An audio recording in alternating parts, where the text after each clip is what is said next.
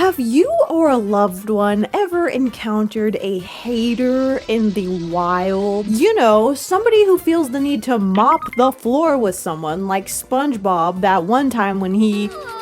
Someone who wants to grab a person on the internet by their metaphorical scruff and give them the f me up fam. Well, if this has happened to you, you may be entitled for compensation. Okay, so 2 months ago, I was on YouTube late at night watching some dude's ears get cleaned. Don't judge me. When I stumbled across a video about the influencer Tarayummy for the first time. And the title of said video was something along the lines of Tarayummy is a pick-me girl, bleh, I'm gonna throw up, bleh. Now, for anyone who doesn't know, a pick-me girl is loosely defined as a woman who puts down other women for male approval. It's basically a not like other girls girl 2.0. And a classic example of this is when a girl will say something along the lines of, women are too catty, that's why I prefer to hang out with men. Or, other women wear too much makeup, all I wear is chapstick and I'm sure we've all heard of this phenomenon by now though, and you've likely experienced pick-me behavior in one way or the other, whether that be someone else's or you yourself doing it. Even on a subconscious level, I truly think that all femme people have done this. I truly believe that. Nevertheless, I was curious about this Tarayummy person, so I clicked the video and began watching under the assumption that I was about to learn what awful, vindictive things she's been doing. How Tara has been putting women down left and right and she needs to be stopped. Nurse, she's out again. So I rubbed my little hands together like a fly about a kamikaze on some doo-doo and waited for that sweet, sweet criticism. Keyword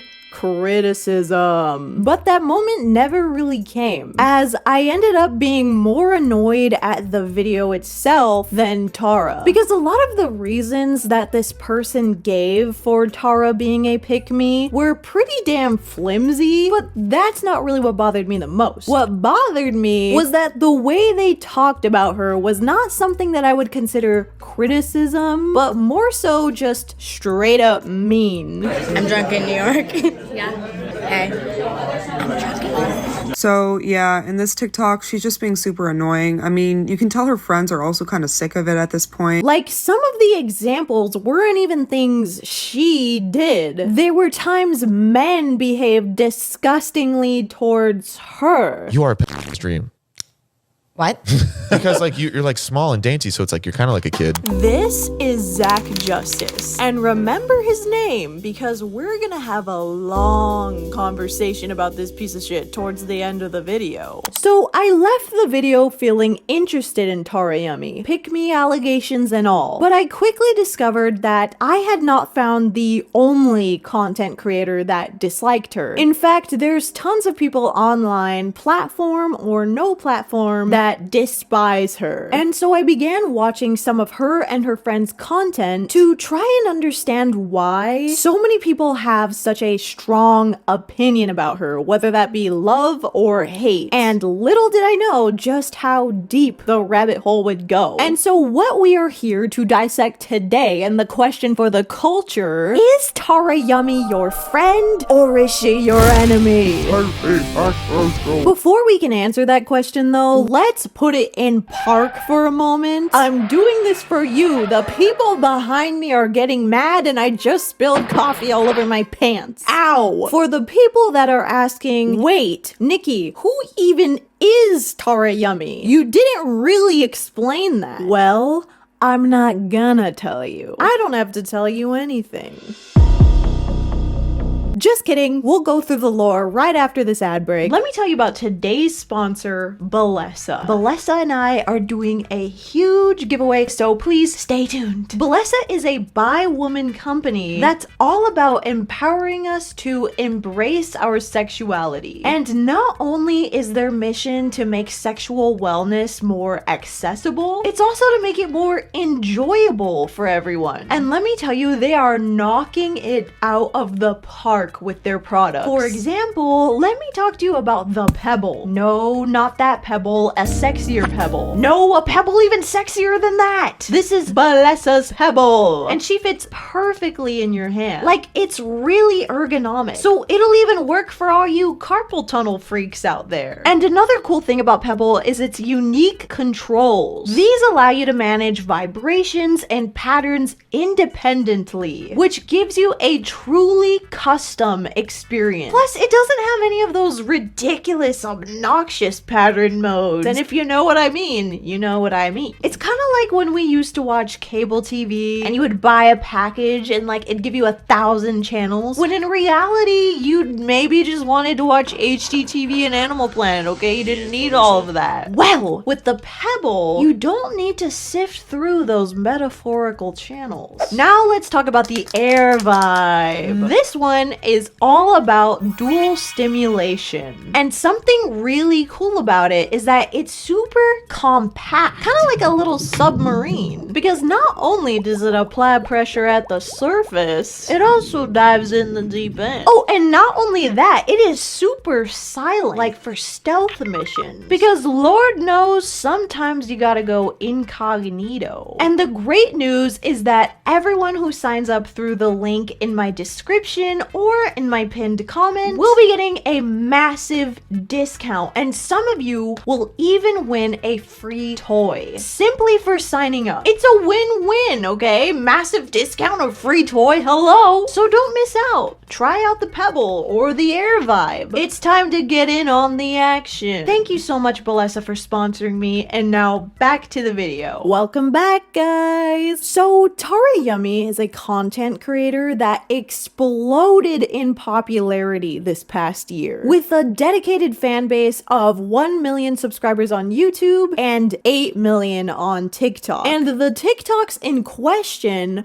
are making anywhere from 3 to 40 million views each. That's like the size of the entire population of California. So I guess you could say she's doing pretty well for herself. And the crazy thing is that Tara has actually been making content for many years, but she's experiencing this sudden spike in popularity for a couple different reasons. So firstly, I think this is partially due to her being in what is essentially a mini vlog squad with her friends and fellow content creators Jake Webber and Johnnie Guilbert, each of which have their own very loyal fan bases. Jake with 3.6 million subscribers and Johnnie with 2.8. And like, come on, people love a good internet friend group. I love a good internet friend group. The heart yearns for a sister squad. Secondly, Tara had a very public and content-heavy relationship with Jake Webber for nearly 5 years, before then hard launching their breakup on August 21st, 2023 with a video titled Tara and Jake Break Up. This Jake and Tara is a lot different than the usual ones. It's because this Jake and Tara have broken up. After which they remained friends and still to this day make a ton of vlogs with each other. And when I tell you there is internet discourse and controversy surrounding this relationship, oh my god, there is discourse. But we'll get to all that in a second. Anyways, number 3, like I mentioned, she's been on the internet for a long time, and so she had already kind of carved her own path through just being fun, confident, and gorge. But since her great spike that began in 2023, she's become increasingly sought after. She's got thousands of fan edits on TikTok, she's been on like 3,000 podcasts, and done oh so many collabs with big creators. And I'm sorry, this is a mini tangent, but she did a panel with Jake Webber and Johnnie Guilbert at VidCon this year, and I literally watched that aforementioned slanderous video 1 week before attending the function myself. And so I saw Tara walk in the flesh right in front of me, and I had to fight the urge to say, Tara, get behind me! There's mean video essayists afoot! Send in the chopper! Get down! But of course I said nothing, because the likelihood of her knowing what the fuck I was talking about, or even caring, was like at a 0.3%. Anyways, let's talk about origins. Origins.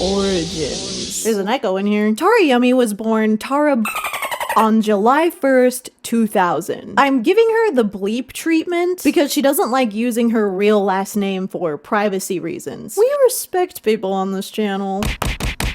And besides that, she says it's way too hard to pronounce, which is most likely because Tara is Persian, and with peace and love, white people don't know how to pronounce poop from dick. In fact, I say my own last name wrong just so everyone can pronounce it. That's right, Carry On has been a lie this whole time. It's actually Carry On with a little flair and maracas. But honestly, Carry On is so much funnier, so it's all good. Also, oddly enough, despite Tara's real last name being very Googleable, there's a ton of articles that write her last name as Thompson. Like, even the stupid Google AI overview says that her government name is Thompson. And I have no idea where this misinformation is coming from, but it's kind of hilarious. Like, who is out there trying to bestow her this random white name? Anyways, though, she was born in Maryland to Persian immigrant parents, and her first language was Farsi. And she's still able to speak and read it up to a 3rd grade level, which is really cool. Farsi was technically my first language. I can read and write up to a 3rd grade level. There's even a video where she teaches Dil and Will how to say basic words like hello in Farsi. Salam. Salam. Salam. Salam.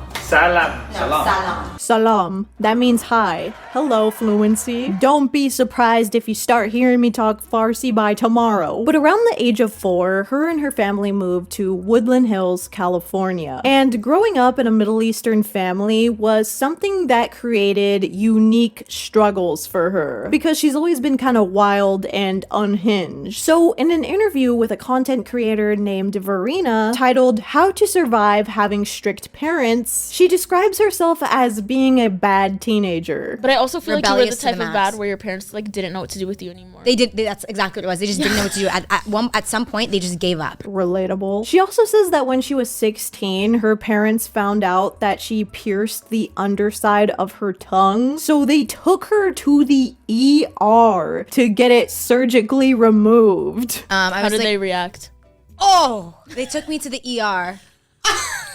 But her parents being strict wasn't the only issue growing up. In an interview with Trisha Paytas, she says her family had a lot of financial struggles early on, but she grew up entirely unaware of it because they shielded her from that information. And looking back at it as an adult, she realizes that they couldn't even afford rent at times. Growing up, I did not have money, and like this was not a thing for me. Isn't it crazy how people like assume that? I wonder why. But believe it or not, this is actually one of the things that people criticize Tara for, because there's literally a whole ass conspiracy theory online about how she's lying about being poor. They're like, all signs point to her being rich. She grew up in LA. Which, allow me to pop off on this theory for a second. Are we actually so serious right now? First of all, it would be so insanely stupid to lie about this. Not just because it would be weird and deranged, but also for PR reasons. Like, anyone who knows her from high school could easily pick up their phone, go on TikTok. Her house was actually an Erewhon made of diamonds. Secondly, if you truly think that somebody is rich just because they lived in California or LA, I truly don't think you understand how housing works. Especially in California. Girl, it is not so black and white. Growing up in a rich city does not mean you're rich, which I know sounds crazy, right? But for example, my boyfriend grew up in a very affluent area. Literally some of the top schools in the country. But guess what? His family was on Section 8 and had food stamps. I can't speak for every single state, but you would be shocked by how many people that live here who are privately in mountains of debt, including me. Like, I'm surprised Anthem Blue Cross hasn't sniped me down already. They like blow up my phone every day. They say, Nikki,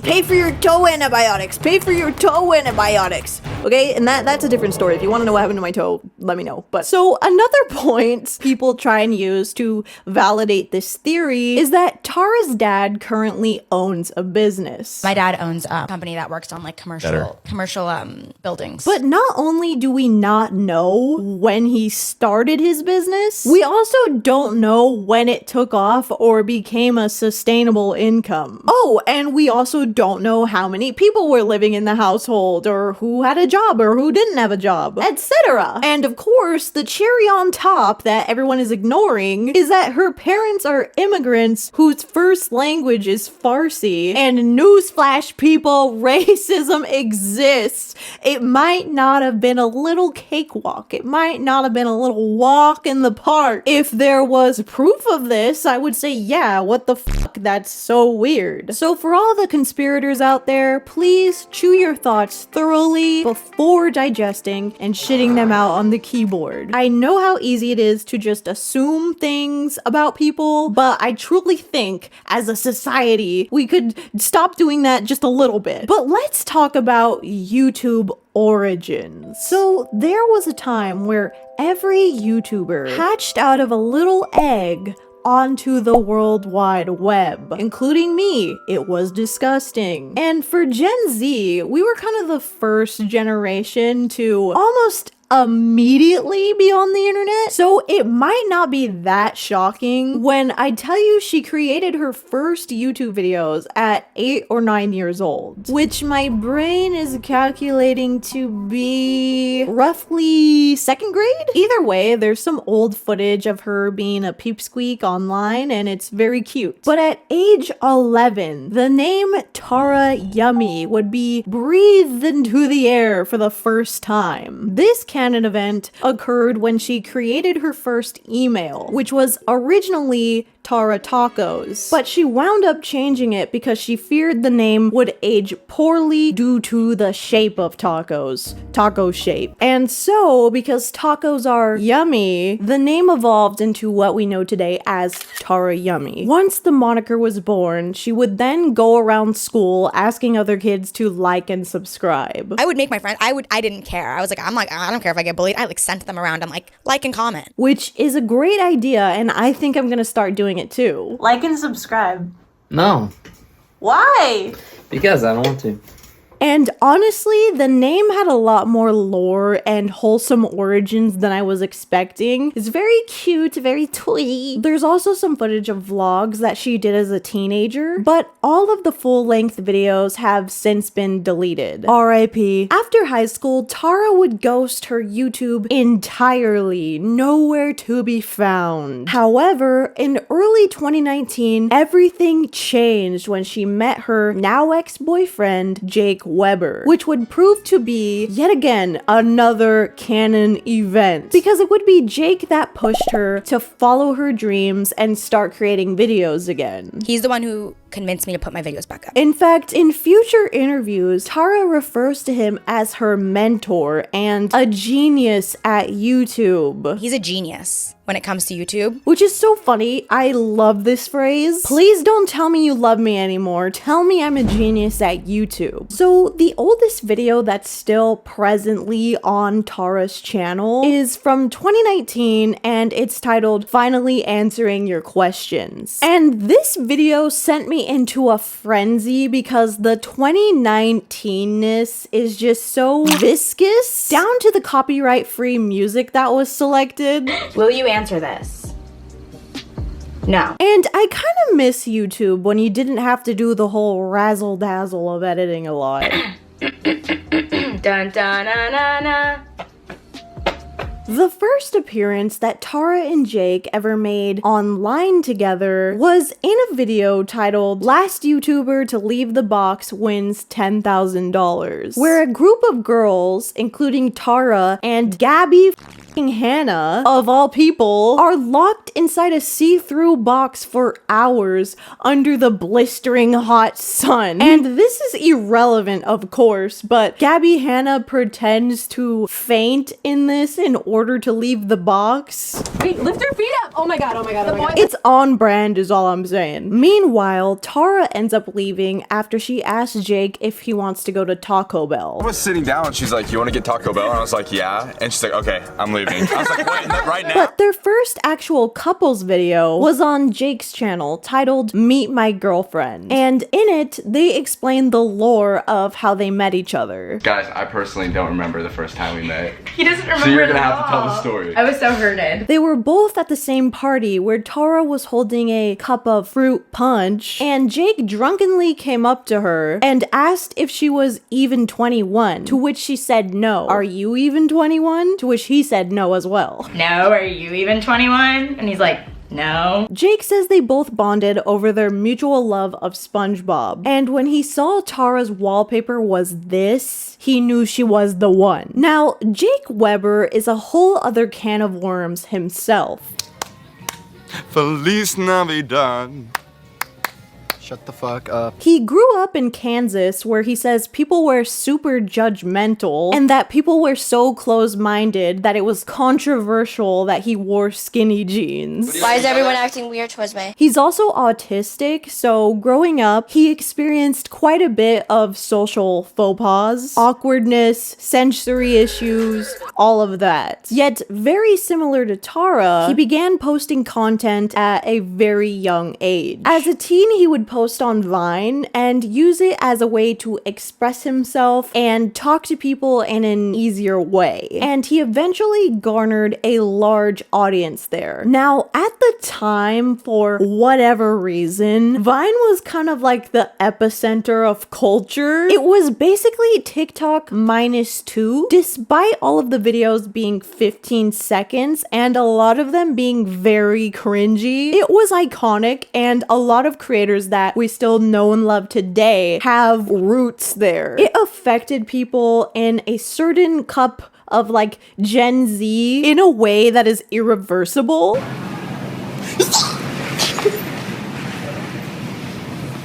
Is it real? Like, the app has been dead, deceased for years, yet at least once a week I catch myself going, what the? With that being said, the best Jake Viner Vine is probably this one where he turns himself into a french fry. Although he has many others that he may or may not wish did not exist. Jake's success on Vine would eventually lead him to a plethora of opportunities, including opening at MagCon in 2014. Now, MagCon is honestly something I do not understand and did not know existed until T-1 day ago, but basically, it was a convention, MagCon literally standing for meet and greet convention, where fans could meet their favorite Vine stars. Air quotes, air quotes. Giving them the quotes because respectfully, most of these people did nothing. And the most bizarre thing to me about this whole thing is Shawn Mendes's, oh my god, I can't talk. And the most bizarre thing to me was that Shawn Mendes was in attendance. You know, Lyle Crocodile himself. Point blank, in 2014, I was too busy being a delinquent to know about any of this. So it kind of came as a shock to me, like a nightmare of Freddy Fazbear proportions, when I saw the prices of these tickets. When adjusted for inflation, $175 was worth $230 in 2014. To see and talk to this? With that being said, I couldn't find any actual footage or evidence of Jake Webber being there besides this one grainy ass PNG. So I guess we just gotta take the internet's word for it. Anyways, Jake and Tara would go on to making a shit ton of vlogs transcending genres together, including a series that was titled Jake and Tara blank, insert activity here. I don't have that much to say about these other than they seem pretty happy and there's a lot of fun moments like this. Over 10,000 movies? How do they fit that many in the store? And games. Or like this. Houses are for rich people, and we're not rich. Did this store just cost poor little rats? Yeah, girl. But another important element to all of this is, of course, Johnnie Guilbert. In May of 2022, Jake would raid Johnny's live stream on Twitch. After which, Jake messaged him and was like, hey, you should come to LA sometime. And Johnnie was like, okay. And so they met each other up and really hit it off, and the same night wrote a song together and ended up filming a music video, and it's called KMS. But it wasn't till 2023 when the two of them would begin frequently collabing on Jake's channel. And their first vlog that they did together was titled Taking a 72-Hour Train from LA to New York. And this video is really just good and funny, and it fully displayed just how good their chemistry was together. I'm gonna ride a train on Johnnie. Wait, what? I'm gonna ride on a train with Johnnie. I laughed throughout the whole damn thing. Shit had me slapping my knee because of zingy one-liners like this. Look at Meth Lab. That doesn't impress me. My uncle owns one.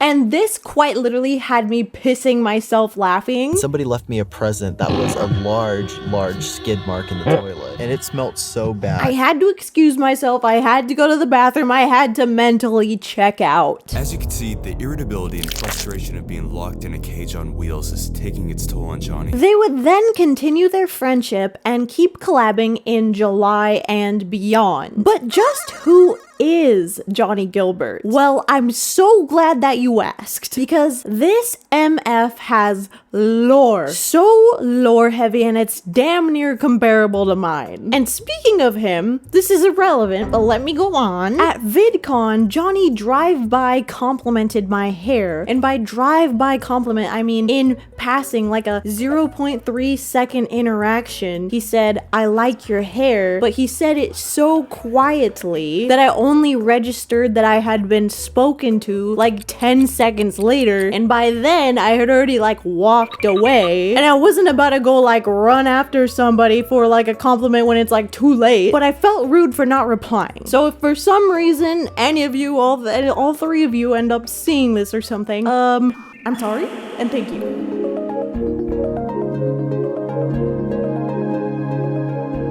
So the first video that is still currently on Johnnie's channel is from 2013, and it's a vlog titled Attacked by Zombies Vlog 1. But in this video, there is a man driving 14-year-old Johnnie to some kind of like Halloween fair. And from the jump, you can tell this guy is way older than him and is making some inappropriate jokes. And the man in question is named Brian Stars. Brian Stars was 24 at this time, and Johnnie was 14. Let that sink in. Let your brain digest that for a moment. And if you already know who Brian Stars is, I hope therapy is going well, because this guy is a deep cut part of emo history. And Brian became part of the internet zeitgeist in 2008 when he began interviewing bands at Warped Tour. And Warped Tour, if you didn't know, was a staple event all through the late 90s, 2000s, 2010s for all emo, hardcore scene kids, okay? When I was 13, 14 years old, all I wanted to do was go to Warped Tour and see Pierce the Veil. And guess what? I still haven't seen them live, and I'm old as tits now, so I feel like it's too late. But Brian was probably at the peak of his YouTube popularity in the years like 2010 through 2012, because that's when he started getting interviews with like the most iconic bands of the time, such as Pierce the Veil, Sleeping with Sirens, Escape the Fate, Motionless in White, you know, all the 3-word bands. He was basically Nardwuar if Nardwuar sucked and was a creep. But either way, he ended up becoming so so popular in this niche that he was able to have a tour around the country and meet his fans. And this is where Johnnie enters the picture. So he met Brian in 2013 at the aforementioned Brian Stars tour, because at the time, Johnnie was a big fan of his channel. I was a big fan of him. The reason why I met Brian was because I went to his show on the Brian Stars tour, which he did his own tour. Which is already a rough start. This is a power dynamic jump scare if I ever heard one. But soon after meeting each other, Brian would hire him to run his merch stand. By the way, we're selling merch the whole tour. If you find Johnnie Guilbert, then you will find merch. And contextually, something really important to note is that at this point in Johnnie's life, he was having major depressive episodes, in and out of psych wards, and refusing to go to school. I was very depressed and I was going to like mental hospitals and going through my dad passing and everything. And all of this depression and anxiety and acting out was partially due to roughly 2 years earlier, his father passing away in a very traumatic way. Basically, his father got stage 4 cancer, and after having watched him struggle with all the illness that comes with that, the last time he ever saw him, he was getting wheeled out of the house on a gurney. He got stage 4 cancer, which is pretty much one day when he was at home, he passed away. I saw like police officers and stuff coming out with my dad, like on like one of those bed things. I don't remember what they're called. Which obviously it's gonna do something to you. It's very awful to witness something like that at such a young age. And so Johnnie was constantly threatening to himself and even dropped out of high school at age 14. And for these reasons, his mom didn't really know what to do with him. And so when Johnnie met Brian Stars, she pretty much gave him 2 options. Option 1 was to go to military school, and option 2 was to get mentored by Brian to become a YouTuber. And this is actually insane. Like, I don't even know how to articulate how comically obtuse those being your 2 options are. Him try to help me become a YouTuber. It was either that or I would get sent to military school. And this was before everyone thought people could be like creeps, really. We didn't really think about that too much. Another important thing to note is that Johnnie is very passionate about music, and that was one of his dreams, along with becoming a YouTuber. So of course, this old ass guy saying, hey, let me help you become a YouTuber. And hey, I do interviews with musicians, you know, I can help you out with that too. Of course that's gonna be appealing. And you never thought it was weird back then? no, I thought it was cool because I was like, 15. I was like, I'm getting drunk like the bands I like. They drink all the time. So I thought it was cool. But get this, and this is one of the wildest things, okay? This is when Johnnie literally moved in with Brian. And like, I can't stress this enough. I can't reiterate this enough. Johnnie is 14. And Brian is 24. Excuse me? And apparently, Johnnie's family didn't think this was weird at the time because, quote, Brian was helping him out. To which I have to say, okay. And again, the big issue that could immediately be seen is that Brian has no boundaries with this literal child and has 0 qualms with telling suggestive or sexual jokes to him. 15-year-old or whatever, 16-year-old was filming videos, big penis, dirty whisper challenge. Like, what the f, man? This trend, as you could say, would continue except worse after Johnnie starts appearing on Brian's channel in early 2014. And in a video titled Invading Warped Tour, you can clearly see Brian going around and staying in hotel rooms with Johnnie at this age. Like, I can't even I can't tell you how uncomfortable this is. All of it is giving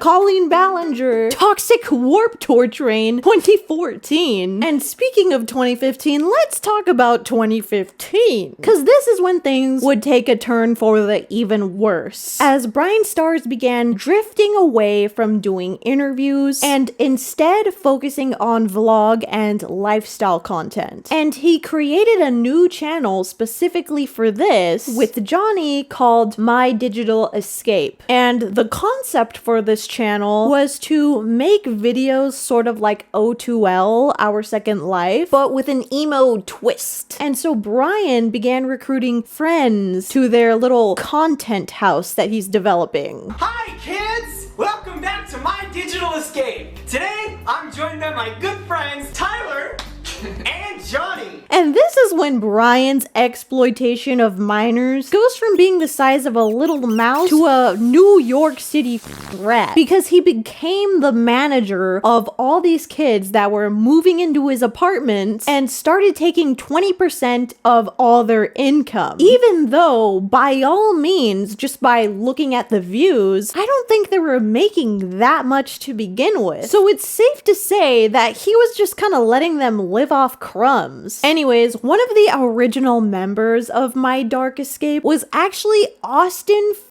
Jones, which I'm not gonna go that much into detail on him, but let's just say he was trying to solicit inappropriate videos from minors, and he is currently in prison. Okay, so knowing that, this is already not good, okay? And the point that I'm trying to get to is that when Austin's allegations surfaced, everyone around Brian Stars was quick to tell him about it and be like, hey, this guy's disgusting. He can't be in this group. Like, throw him in the slammer, which thankfully he now is. But at the time, Brian did not care. He did not give a rat's ass and would quickly change the subject anytime anyone brought this up to him. And as this creator FXK Nate points out, Brian clearly didn't care what Austin was doing to kids. He was only concerned with losing a percentage of his revenue. He didn't care if minors were getting groomed or even assaulted. He just wanted the commission he'd get from Austin Jones and the money he'd make from Warped Tour. But Brian not caring about Austin's debauchery is really not that big of a surprise when there is so many videos on My Digital Escape that, quite frankly, I was too scared to click on because the titles alone were inappropriate. The thumbnails alone were disturbing. This is like one of the only ones I even feel comfortable showing, and the title is already needless to say, Johnnie continued to be exploited in various ways. I'll give you an example. Brian literally forced Johnnie as a minor to have his first kiss on camera with another member of MDE, and it was like they weren't in a relationship or anything. Like, he was just like, you guys need to kiss, this is for content. For fuck's sakes, he forced Johnnie and Alex to have their first kiss on camera. True. When they were minors. Stuff like this kind of leaves me speechless because it's so clear that the normalcy of adolescence was just completely robbed from Johnnie. The whole thing just sucks. Brian tried to hit him at one point. And then Brian like wanted to hit me at one point and shit. I think he could have taken him. Yeah, true. He didn't let any of the kids choose what content they were making, which is probably the explanation for why all of it is super sexual for some reason. According to one of the members, Shannon, Brian rolled with an iron fist. No one was allowed to come up with ideas for the content. And I really didn't think this could get any worse. But on a live stream, somebody asked Johnnie if Brian ever made him uncomfortable. And he explains that Brian would get drunk and try to wrestle him and purr on his neck when he was 18 years old. Tried to wrestle while he was really drunk, and he would like purr on my neck. He went, and I was like, what the f, dude? That was the weirdest thing he's ever done to me. 18 or so. I was like, that's f***ed up. Which is like, I think I'm gonna get put on a list because I want to find this guy and like punch him. Not only this, but he goes on to explain that even while he was underage, Brian would try to push him hard to drink alcohol even when he said no. And what's sad is that even after all of this, Johnnie still wanted to remain friends with Brian because he had been his best friend for years. I was still wanting to be friends with Brian. Like, maybe not to the full extent, but dude, he was like my best friend. You know what I mean? Reading about this and hearing about this, I was kind of left wanting to just bawl my eyes out because he was so young, so vulnerable, and this just really hits me on an empathetic level. By 2018, you could really tell how much of a toll all of this had taken on him. For example, in this video here, he says that YouTube is everything to him and that he doesn't know what to do. He feels lost. He didn't finish high school. He should have. Like, all of these emotions kind of crashing down. Like, this is my everything. This is really everything, and it sucks. I've never I didn't finish high school. And in another one from this same time period, he says that he can't leave his house due to anxiety. I have so much anxiety, I can't even freaking leave my house without freaking out. And is ultimately just scared of life. Watching these videos is so tough because it's easy to see why he's so lost. Making content is all he's ever known, and Brian Stars only valued him for how well it performed and how much money it made him. So of course Johnnie is gonna take it exceptionally hard when his channel isn't doing well or he doesn't even feel like he has the energy to record anything. I spent so much time working on my YouTube channel, and it kind of feels personal sometimes too when things don't do as well. But let's pivot into positivity town, because there was some hope on the horizon, because things would appear at least to take a really positive turn for his mental health and his channel around the time that he met Jake Webber. Jake would first appear on Johnnie's channel in November of 2022 in a video titled What Being on Tour Is Like, where Jake shows up to support him at one of his concerts. In this video, Johnnie at least appears to be a lot more shy than in future videos, but seems to be genuinely happy to be surrounded by his friends. Johnnie, do you like Screamo? I like it when your mom screamos. And by February 13th, 2023, they'd grown a lot closer, and Johnnie was already soft launching that him and Jake were moving in together. But I am moving back to LA with some people. You can guess, Ghost House is happening. Then on February 18th, 2023, their first video as roommates was posted. And they were roommates. Oh my god, they were roommates. And this one is about him turning Jake emo, and it's honestly really cute seeing him step into his friend's shoes like this. Skunk, the next thing we need to do is take MySpace selfies. Like, as silly as it is, I feel like having a friend that appreciates and validates his video ideas is important, given the fact that regarding content, his creativity was pretty stifled by Brian Stars, and just all the stressors that came along with mental health. And of course, this is me being a bit parasocial. I'm guilty.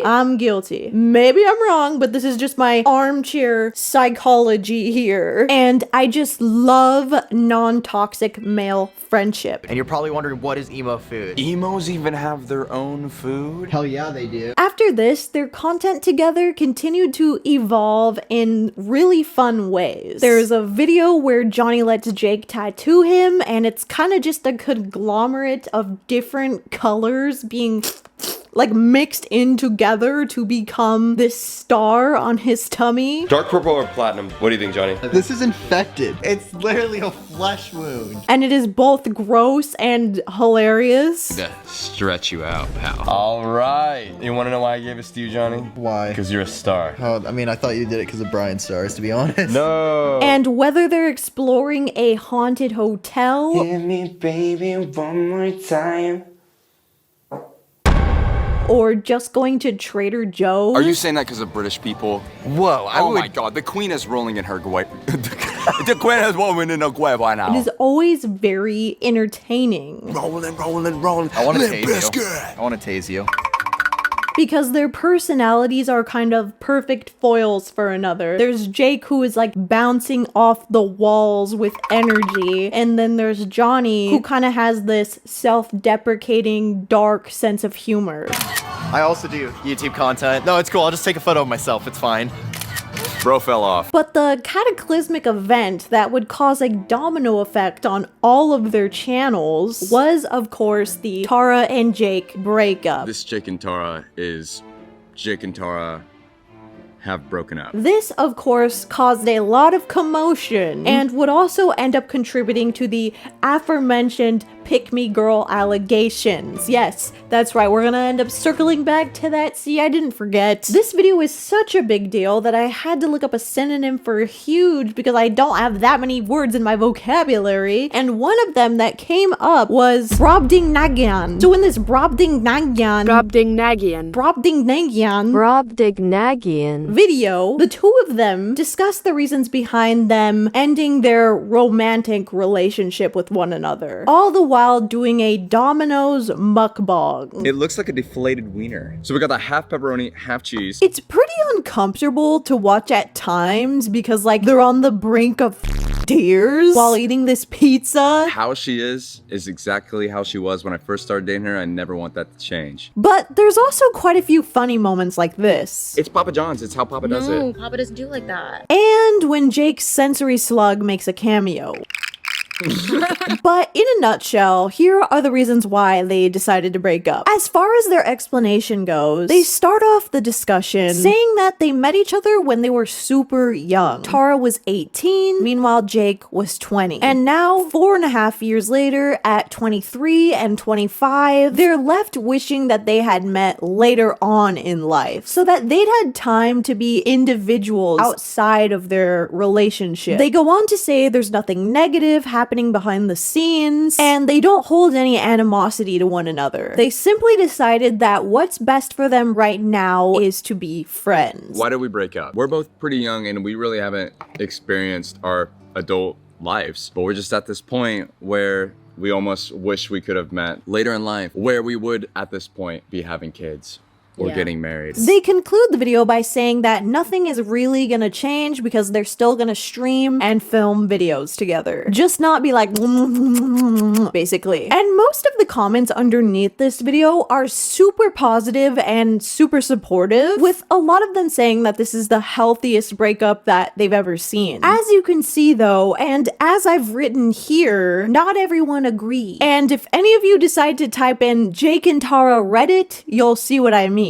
Soon after this hard launch, Tara posted a video on her channel going over her feelings on the whole breakup. In it, she says that some days are harder than others. I'm doing fine. I'm doing as fine as someone could be. Jake and I are still really good friends. I'm just trying to live day to day. Because even though they're still friends, obviously it's still a breakup. She also says that she feels super judged by people in real life and online. Everyone's like talking about it. I can't escape it. Okay, that was really dramatic and sad. I'm sorry. Which is understandable because of how public their relationship had been, and that leading to the necessity of letting everyone know that they've broken up. Like, I could see that taking a toll on anyone. Regardless of this though, the two of them began heavily leaning into ex-related content. Like, just a few days after their breakup video and Tara's update, Jake posted this video titled Road Trip with My Ex. And this video is pleasantly nowhere near as awkward as I thought it was going to be. It's pretty damn chill. They go on an 1.5-hour drive to Sonic to get slushies and jalapeno poppers because Jake says it's the only good thing that he had in Kansas. And something that I had back in Kansas was Sonic. The closest Sonic is an hour away from here. But by the end of the video, he realizes that Sonic is actually garbage. Let's all come together and admit Sonic is deep fried ass cheeks. What's actually f***ing insane to me about Sonic is that literally the only thing, and I mean the only thing that they ever had going for them was the fact that some little guy comes out on rollerblades to give you your food. Like, that in of itself, that's worth some money. I want to see somebody come out, woo, like do a little spin, do a little turn, okay? But they don't do that anymore. So the fact that the food isn't good and no one's gonna show up on roller skates, there is no point. You are obsolete. Fade into the ocean. Fade into the abyss. I hate you, Sonic. However, this energy compared to the next video is a little different. In Target Shopping with My Ex, first of all, this is the thumbnail. Like, of course people are gonna click on this and go, question mark, question mark, question mark. And there's a bit of a palpable sense of like tension and flirting between the two. Why are you looking at me like you want to kiss me? I don't. No, did you see that? Which is definitely not necessarily a bad thing, but it would for sure fuel the fire for some people to speculate that them ending their relationship was just a big old hunk of baloney. Although, personally, I think it's pretty clear for anyone who wants to think for a whole 30 seconds that they play these things up for the camera because it's entertaining and that's their job. My ex is a little hot. So their collabs continued on both of their channels. But even outside of their channels, people are quick to bring up their unusual friendship. For example, this video on David Alvarez's channel about whether or not exes should be friends. And let me tell you, when it's physical, it's much more of a mess. But the funny thing about this video is that two people plead a very convincing case for as to why exes can't be friends, but neither Tara or Jake comment on that question. Like, I have 10 friends are people I would do things for. Friends are people I'd go out of my way for. And the 3.5 million views this video has kind of speaks volumes for how people find this relationship interesting, whether or not they agree with it. And a lot of the discourse that I've seen online that are very anti this friendship usually say the same thing. They speculate that, you know, they're having a friends with benefits situation. They speculate that once one of them gets into a serious relationship, they're going to become really uncomfortable and it's selfish to put that person in that position. And it's totally valid to feel that way about yourself and your life and your relationships. But there lies the issue. It's that it's not anyone else's relationship. And I really hate to say it, but I think, and drum roll please, okay, drum roll, the real reason why people are so up in arms about this is projection. Most people, including me, hate the idea of being friends with our ex, and also hate the idea of our partners being friends with our ex. We view it as inherently toxic or unhealthy. But whether or not that's the case in this specific situation is really up for Jake and Tara to figure out and decide. So ultimately, there's nothing to take to heart about what they're doing. And hey, regardless of how you feel about this, I'd say there's some pretty undeniable, wholesome moments in their content together. Such as this, where Jake buys Tara her dream car since people have been following her around in her current one. Are you joking? I can't. Go inside of it. Go inside of it. Hi. No one's ever done anything like this for me ever. And like, listen, okay? Would I date somebody who had this kind of relationship with their ex? Hell no. Should you? I don't know. You don't have to. I just feel like let others live the way that they want, even if you think it's a mistake or whatever your opinion is, okay? Hakuna Matata. It's a common phrase. It means no worries for the rest of your days. 5 days after Jake and Tara broke up, Johnnie would post a video on his YouTube channel titled Emo to Barbie Girl Transformation, where Tara teaches Johnnie how to be her for a day, including dressing She even includes dressing Johnnie up and putting him in her makeup, and it's so funny. I don't think anyone actually has touched my forehead besides myself. Okay. What if I get magical powers?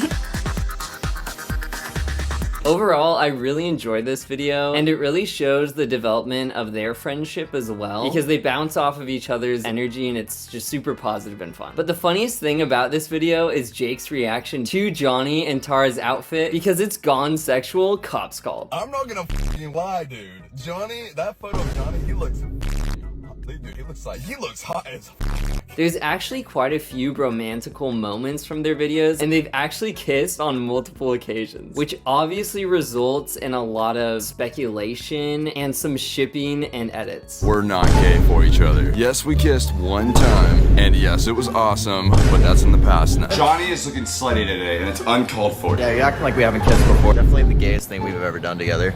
No, that was when we kissed. Can you blame me though, dude? I was drunk and you look like a bad bitch. All I can say is I love when male friendships become so I don't give a f, because it's so fun. And honestly guys, you need to kiss your homies more often, because the time you spend typing out a misogynist tweet is the time you're not taking inhaling your homie's cologne. But what really brought them all together and solidified the multiverse of Jake, Johnnie, and Tara's fan base were their vlog videos, which are honestly really hilarious. The first vlog they would ever post with all three of them was titled Our Night at the Haunted Queen Mary. There's quite a few great moments in this. For example, like 1 minute into the video, Tara and Johnnie get scared of this random guy that's just walking around with a pillowcase. I'm scared. I'm scared.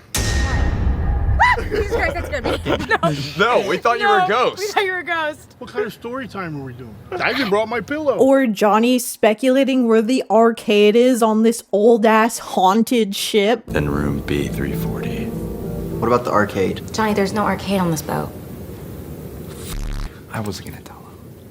I'm sorry. Yay! I don't want either one of you in here. Grr, grr, grr. There's also another certified classic where Jake and Johnny dress up as Tara for a day, which also shows not only all three of their fun little dynamics, but Jake and Tara's as well, as how non-toxic they can still appear to be. Ow, you just hit me. I'm sorry. Why are you making it look so weird? Oh, a chip clip. We could get a chip clip. Do you have a little haircut? I feel like Jeffree Star. I look like Timmy Turner. Oh shit, the battery's gonna die. The best video, the best video with the trio in it is the trip to Cancun. Okay. First of all, it's so good because traveling with friends is like the ultimate litmus test of whether or not you want to murder them, like actually. 2 beds, 3 guys. Let's get drunk as No. And it's just hilarious. Like, if I made a top 20 like favorite YouTube videos I've ever watched, I think this is one of them. It's just so fun. I will be dipping cookies in milk. I could actually do a dance move. Wow. It's called the autism circle. The autism circle? Bitch, I'm dead. And not to kiss ass and balls and too much, okay? But watching so many of these videos really inspired me to go out and make my own vlog, which I haven't done in forever. Not to like plug my shit really quick, but this is my channel. So I made this vlog about me learning how to drive. Yes, I'm old as tits, but I'm learning how to drive, so go check it out. And hey, come back. Let's circle back really quick to the whole topic of discussion that we began with, and that is the pick-me allegations. So here's where they really originated. When the trio began and when their popularity spiked, like this is where all that discourse really like spawned in. I don't know, I've never played Fortnite. But as Tara began appearing on more podcasts, people claimed that her attitude towards female interviewers versus male interviewers were in stark contrast. Let's take a look at some of these examples. Exhibit A, her Just Trish interview. The offenses in question, the comments underneath this video, as well as posts on several different forums, talk about how Tara was rude to Trisha throughout the entirety of this interview's 2-hour runtime. They claim that Tara was not only short with her, but exceptionally different as compared to when she's with male friends. Oh my god, why is she being so boring and short with Trish? It's actually insufferable. Tarayummy has a rude personality. I don't know if she realizes it though, lol. She's weird, not in a good way. Agree, Tara was low-key dry and standoffish towards Trish, whereas when she's on male podcasts, she's all extra and bubbly. And interestingly, after having sifted through a lot of this discourse, I found that an equivalent number of people also thought that this was a pretty normal interview. I think you guys forget to see the fact that Trisha is a big yapper herself. I'm like 10 minutes in and they are both yapping together. I have no idea where these defense comments are coming from because they both look like they're bonding. Dismissive tone. Did we watch the same podcast? She was definitely talking with Trish and was showing that she was paying attention. Honestly, despite what the comments are saying, I feel like this was the most comfortable Tara has been. She's been getting a lot of hate that she has made abundantly clear she is very aware of. She never was dry and they both seem to click so well. I don't see her as standoffish at all, and she seemed extremely impressed with Trish for knowing so much about Persian culture. She was treating Trisha extremely respectfully. But after having listened to the episode in full, I personally felt like Tara was very pleasant. She thanked Trisha many times. That's really kind. It's Thank true. you. You're one of those people, you're right up there with Tana and Brooke, that I'm like, you could do literally anything, and I'd be like, I'm on her side no matter what. Thank you. That's so nice. But was super happy and impressed that she bonded with her over her Persian culture, was super happy and impressed that Trish wanted to bond with her over her Persian culture. From like Shiraz, which is more like sheep and stuff over there. Wow, but you know so much. I was a big Iranian fan. Oh my God. Wait, Yeah. Trish, that means so much to me because I think the reason I'm talking about it is because no one even cares to bring it up. They're like, oh, you're bilingual, cool. You know so much. I'm gonna start crying. And she even invited her out to party with her. To a party, or shouldn't go to a party. I invited you.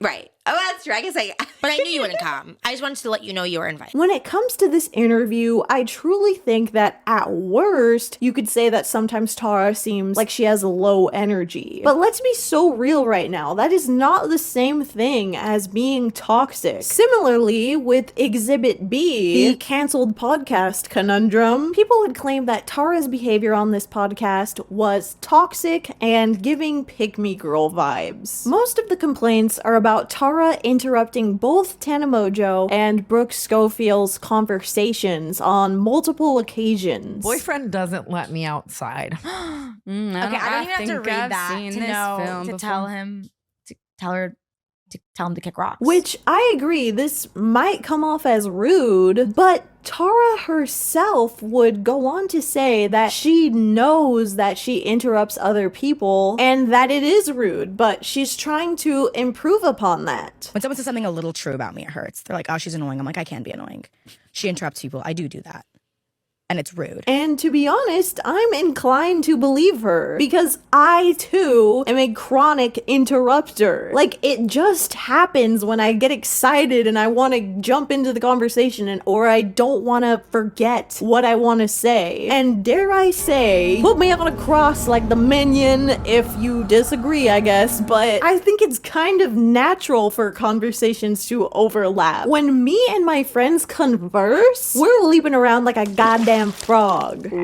And that's on ADHD love. And you know, just allow me to get on my soapbox for 10 seconds here. The internet is exceptionally fast to leap to the conclusion that people have malicious intentions and assume the absolute worst case scenario about them rather than giving them the benefit of the doubt. And I've especially noticed this for women. And of course, this varies case to case on what deserves the benefit of the doubt. But see, the only reason why I added that sentence right now is because I didn't want anyone to assume the worst of me. Shout out to Chappelle Roan, the queen of being taken out of context and dragged through the mug. But on the subject of pick-me behavior, at the end of the canceled pod, Tara says that she actually knows that people call her a pick-me online. And if someone says something that like pulls a heartstring, it hurts me. But like if someone Yeah. calls me like a pick-me, I know I'm not a pick-me, so it doesn't bug me. That's my favorite thing. I've been seeing Taryummy's a pick-me. I'm like, okay. However, the internet's rationale when it comes to this sort of claim is to say, well, that's exactly what a pick-me would say. And Tana's response to this is, dude, I know I'm not, so it's fine. I don't being care. called a pick-me is just not the end of the fucking world at all. being called a pick-me is not the end of the world. And of course, the whole analysis on what even really is a pick-me girl and what isn't a pick-me girl is an entire video in and of itself. I recommend watching this video from my friend Tara Mooney. She's very based, smart, and explains all of this in ways that I couldn't really elaborate on right now. Tara would elaborate more on this later in an interview with Zach Sang, where she says the internet has this all wrong about her, and that she would literally kill a man for any one of her girlfriends. They have said that you're not a girl's girl. All That's because insane of to me it. because I feel like you can ask any one of my girlfriends. I would kill a man for them. Kill. I wish people didn't think that about me. And speaking of girlfriends, based off of these aforementioned incidents, people would make claims that Tara has no sincere female friendships with women, which I think is objectively not true. I don't know Tara, so I don't know the depths of all her interpersonal relationships, but there's plenty of examples of her female friends. And I'm not gonna list all of them to you because I think it would be a long, uninteresting conversation. But a few of my favorites are with Verena, whom she has a good handful of videos with, and I watched one of these from last year where they tried a bunch of Starbucks drinks together, and it was very cute. Like, it made me mourn not having more women in my life. This smells like farts. I kind of like that. There's also her friendship with Quen Blackwell, who also coincidentally has Vine origins. And I'll just be honest, I'm extremely biased towards Quen because I just adore her. I swear to God, if I ever meet Quen Blackwell, I'll...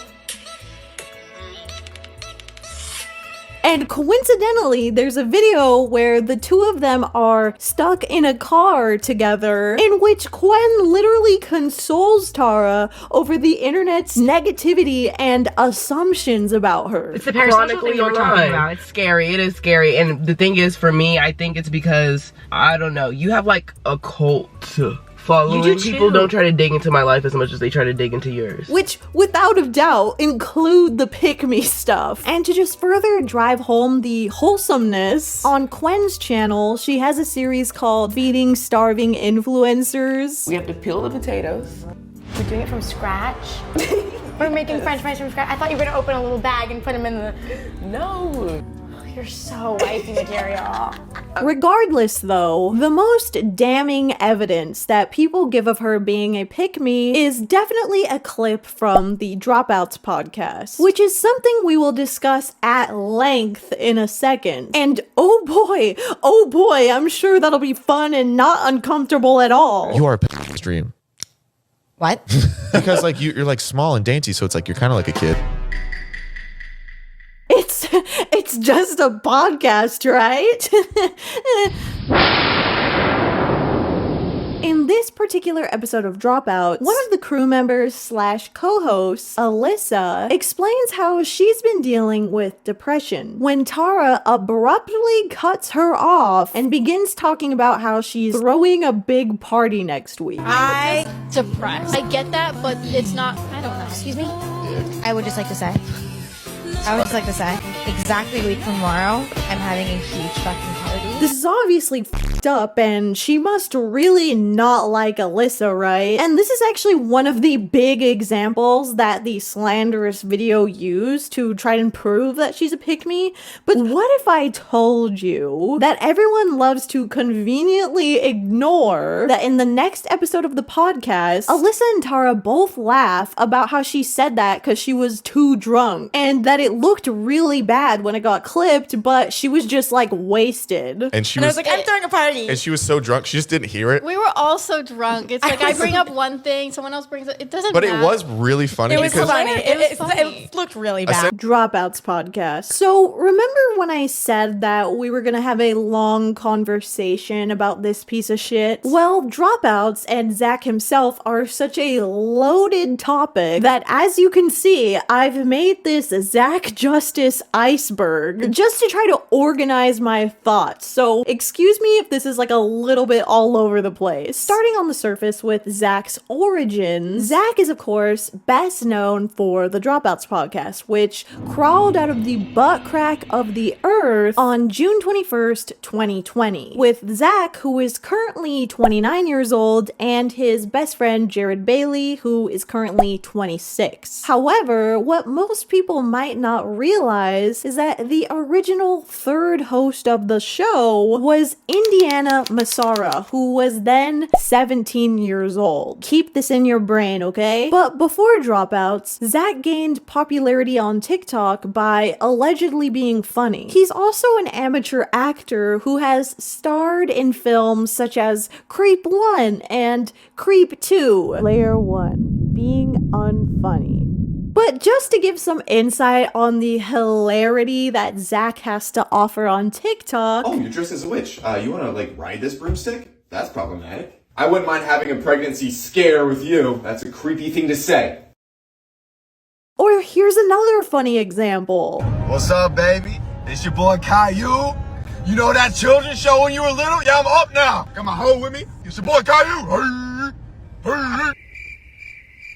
But something important to know about Zach's persona on Dropouts specifically is that he's known for his edgy and dark humor. Could you? Until I see you out of this podcast, I have to figure out what type of person you actually are. Yeah, because I mean, you can obviously tell I'm putting on a persona right now. Yeah, for sure. I think outside of the podcast, I am a calm gentleman who can still have some banter, but you know, they're not as in your face. And I'm sure this is a draw for some people, but personally, if you couldn't tell already, I don't really find him funny at all. Like, not even a little salted sprinkle pinch of funny. You couldn't make me look through the lens of a microscope to observe within a eukaryotic cell's membrane to find even a nucleus size of a joke that I would find funny from this man. And I know I'm being as repetitive as the little DVD logo that like floats around the screen, and you guys are wishing that I would just hit one of the corners already so the movie could start. We get it, Nikki. We get it, Nikki. You think he isn't funny. But you have to understand, okay, that during the research of this video, I wanted to pop my head off like a little Bratz doll. I could not comprehend why anyone likes Zach at all, or the Dropouts podcast in general, because he literally makes jokes that are equivalent to a 12-year-old boy who will say something racist, misogynistic, or just problematic in any way because he can't think of anything more creative. I shit you not, 1 minute and 30 seconds into the first episode that featured Tara, I already hated him. Jamie, play the clip. We have Yummy in my tummy. Can you sit there and not speak for 1 second? Speak when spoken to, all right? Hey guys, I'm so sorry. He's truly the epitome of men's sense of humor be like misogyny. But hey, you know what? If you didn't enjoy that joke, it's not like he says it all the time or anything. Play the clip, Jamie. Don't talk until I tell you, okay? Speak when spoken to over there. It's Black History Month. You shouldn't talk to me. That was more that was more of a woman thing. Just kidding. He's actually a loser that says the same misogynistic joke over and over again. And thank f I'm not the only person who thinks like this. And if Zach is watching this somehow, I would really love it if you could explain to me what is ironic or subversive about a man being a misogynist prick. And quickly. Come here. Share this with me. This is so wrong. This is a hashtag. I'm not going to sleep with her. Sorry that men and women can be friends. You've never seen that before, Jared. Yeah, but the way you're Goodness. like, I feel like I'm I'm wrecked. Danielle now. She's a seventh-day addict. Have you started? Talk directly. No, I haven't started yet. Your breast is resting on mine. see, you say comments like that and it makes What am I supposed to say? That's exactly what's happening. Anyways, though, after Tara appeared on Dropouts several times and became a fan favorite, she then officially became a third co-host, which is unfortunate for many reasons, but something that I simply cannot ignore about Zach's behavior towards Tara and actually all of his female guests is the way that he sexualizes and objectifies them to an awful degree.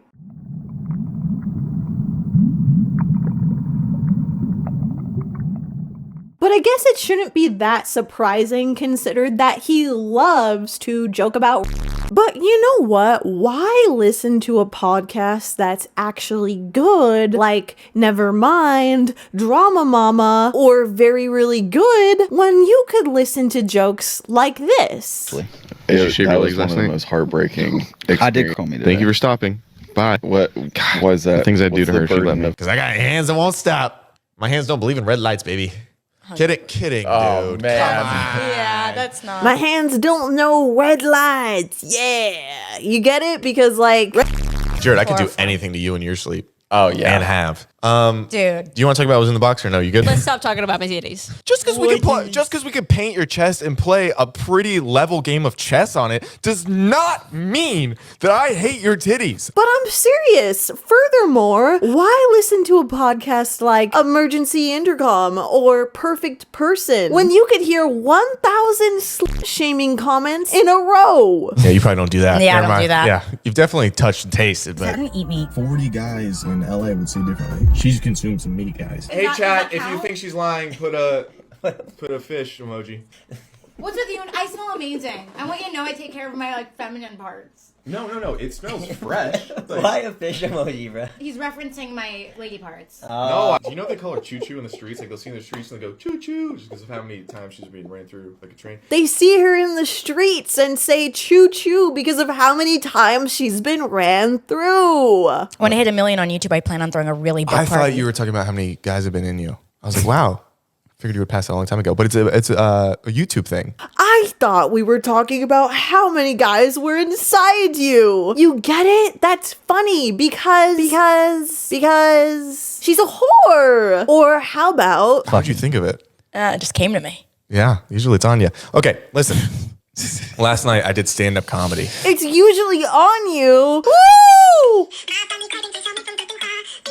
Watching all of this made me really angry on behalf of Tara. And you know, maybe she doesn't feel the same way, or maybe she doesn't realize how fucked up this is all coming across. And you know, I don't know if that makes it better or worse, because she deserves way better than to be spoken to this way as a poorly disguised, unfunny bit. And and we haven't even mentioned Zach's racist jokes that make literally everyone uncomfortable. Like in this episode where he's racist to Quen Blackwell just straight to her face. Does he only date white girls? Yeah. No, but tell him one time I saw a black girl out and I was like, maybe, remember? Oh, but right. if I would have maybe held her hand. Yeah, so pretty sick, huh? No. I hate this now. Oh, sorry. Next. Look at her face. She did not think that was funny. This is just weird. You could not pay me $1 million to say this to a person of color, especially when she isn't even his friend. They just met each other. But my time researching this just got worse and worse because, to my utter shock and horror, over the course of a couple episodes with Tara, there became this sort of like slow burn, will they, won't they romance between her and Zach, with many fans shipping them together, not just because of moments on the podcast, but on other channels as well. Take this one for example, titled Best Friends Get Brutally Honest on a Blind Date, which has 5 million views. This had people's interest peaked and I was not here for it. But in this video, they answer a variety of flirty questions and even argue about who put who in the friend zone at one point. And as you might have already predicted, all of the comments underneath it are raving about how much chemistry they have together. My heart was about 7 beats away from having a heart attack out of heartbreak. This is like when you see your best girlfriend getting used by some ugly chode. It just hurts in a unique way. It is my horror movie. It is my A24 horror movie. And you know what? Can I say something and no one get mad? Zach literally looks like Timmy Turner from the Fairly Odd Parents about to make a wish for a 14-year-old girlfriend. My actual reaction to their speculated romance. Speaking of 14-year-old girlfriends, as I mentioned earlier, Indiana joined the Dropouts podcast as a co-host in 2020, which doesn't sound like a big deal, but at the time she was only 17, which is already a huge fucking red flag considering at the time Zach was 24 and Jared was 22. So to both heavily involve this 17-year-old girl in their podcast is just already raising question marks. But this only becomes more strange and peculiar the longer you watch the podcast and see his and Indiana's interaction. There's so many examples of this, but let's just start with one that happened 3 days after Indiana turned 18. In this episode, Indiana talks about how Zach has separation anxiety from her. You FaceTimed me every single morning and night and throughout the day being like, When are you coming? Which I think is not only already a unusual relationship to have with someone young, it also appears to be bordering on romance, which is something that people in the comments picked up on. Am I the only one who thinks Zach and Indy are gonna end up together? By the way, Zach and Indy can be a nice couple, jokes apart. How cute is the relationship of Indy and Zach? They're always together, but they still FaceTime every day. Indy goes to his house late at night. The fact that she didn't have a compliment about Zach, I don't know. It's all just so cute. Another example is this episode that happened just a few weeks later, where they talk about fighting with one another to such a degree that they were in a screaming match. We had a slight falling out. A huge falling out. It was awful. It ended in us having a screaming match and me slamming the door and almost breaking the hinges off of it. And then I think you screamed and said, I never want to see his face again. Felt like a kid with two Divorced parents. Divorced parents are going through like we started a acting that massive way divorce. after it, didn't we? Yeah. And you might be asking, what exactly are you fighting about so passionately with this newly 18-year-old kid? And I wasn't sick of you. I definitely definitely wanted to hang out that day. Wait, look me in the eyes. Tell me you care about me.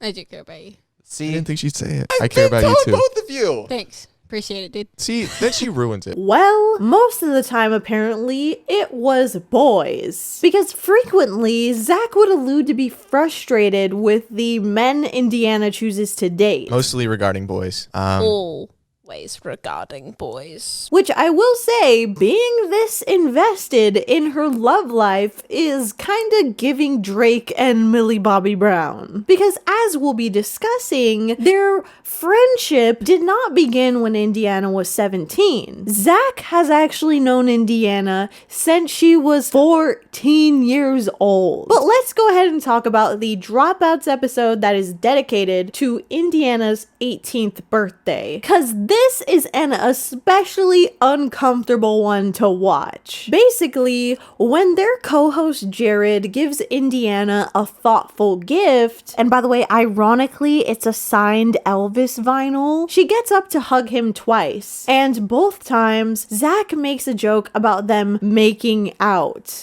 She is now running back, and this time they're hugging dearly. Again, kissing, which is weird. And the second time, when Jared protests saying that's not what's going on, Zach says this. And they're hugging. Oh, slip tongue again. Jeez, guys, you gotta chill out. Wow. Zach, can you stop That is beautiful. saying that She's didn't 18, happen? Jared. It's fine. It's not fine. What do you mean it's not fine?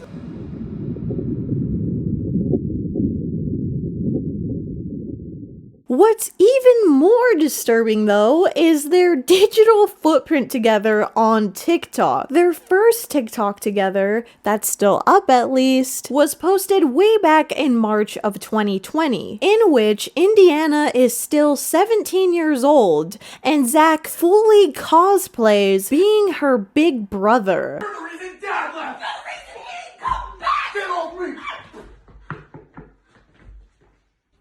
Hey kids, dinner's ready. Cool, be right down. Bonding, just brother, sister stuff. Yep. Which, if it is not already clear, he is not. And that makes their level of physical contact throughout all of these TikToks just gross. Nevertheless, the two of them would continue pretending that they were siblings. Indiana even went on to do an entire series where she lets her brother Zach go through her Snapchat camera roll. I'm with my brother Zach and he's going through my Snapchat camera roll. Which, by the way, almost entirely consists of her posing suggestively. To make matters worse again, Zach quickly starts making sexual jokes about them, including this one where he says she looks like a girl who likes boys inside of her. You look like a girl that likes boys in her. In this same TikTok, he even says, "Are you wearing underwear?" Are you in your underwear? Who'd you send that to? Who'd you send that to? Bye. Was it a boy? And let's just be honest, even if they were siblings, this would very much be giving enmeshment, like the brother equivalent of having a boy mom. Other examples of this brotherly cosplay include him being overly protective and making her wear a hoodie instead of a dress as she goes on a date.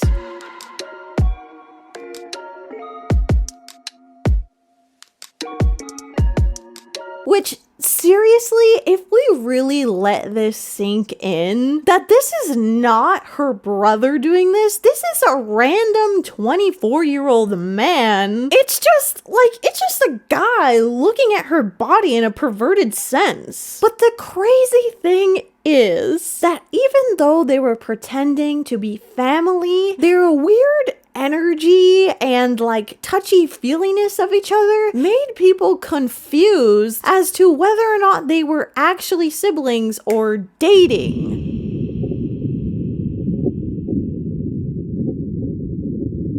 But wait, how does this teenager even know this 24-year-old? And how is it that they're just hanging out with each other all the time? Well, it's because they lived together. In fact, they were already living together when she was just 14 and he was 21. How did this happen, you may be asking? Well, Indiana's mom was looking for an editor to work on Indiana's YouTube videos and other social media. So she hired Zach and told him that he could come live with them in exchange for his editing, because we're heading right down Groomer Street. And to make matters worse, these YouTube videos that Zach was working on weren't entirely innocent either. In one titled Who Knows Me Better Challenge, which was posted when Indiana was just 16, Zach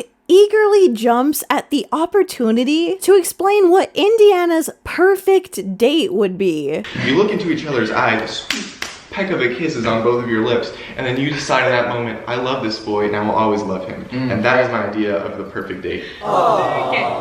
I just really can't imagine having this type of conversation with a 16-year-old. In another video where they do a McDonald's mukbang, he's quick to make a super inappropriate joke around 15-year-olds. Cool. Great. We're moot banging. We're gonna bang that moot today. We're gonna bang that ready?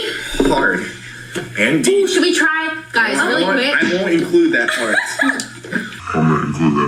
He's basically like, we're gonna mukbang, we're gonna bang hard and deep. And it's just like, this gives creepy ass uncle energy. By the way, shout out to Film Cooper for these examples from Indiana's channel. He has a video entirely about Zach and this whole situation, which I recommend watching. But unfortunately, the worst clip from Indiana's channel is one that I don't even feel comfortable showing you. I'll go ahead and show you this version from Film Cooper's video where he has it completely blurred out. And at first you're thinking, okay, so she's just at a go-kart track. Okay, cool. Okay, then she goes over here and we're gonna have to blur the screen because she's 15 years old, and I will just describe what is happening on screen. So that is Indiana, and the video zooms in on her bottom. I can't stress this enough. Zach Justice, the editor of the video, made the decision to zoom in inappropriately on Indiana's body, again, age 15, with a song that goes like this. There's many more examples, such as this video where he's again reacting to her Snapchat pictures and says a joke about getting piped up. You're telling me not one of them, how do the kids say, piped it up?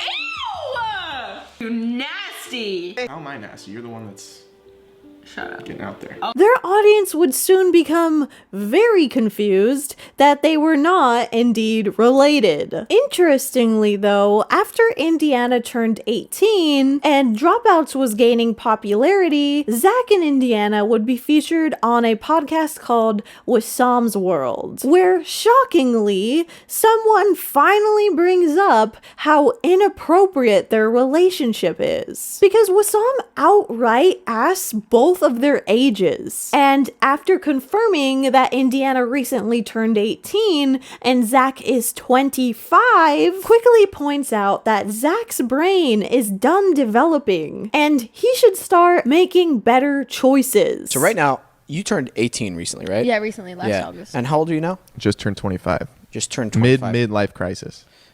midlife crisis. Yeah. Did you know your brain is now almost fully developed? Listen. That's really unfortunate. I'm being dead serious. My frontal lobe. Exactly. That's unfortunate.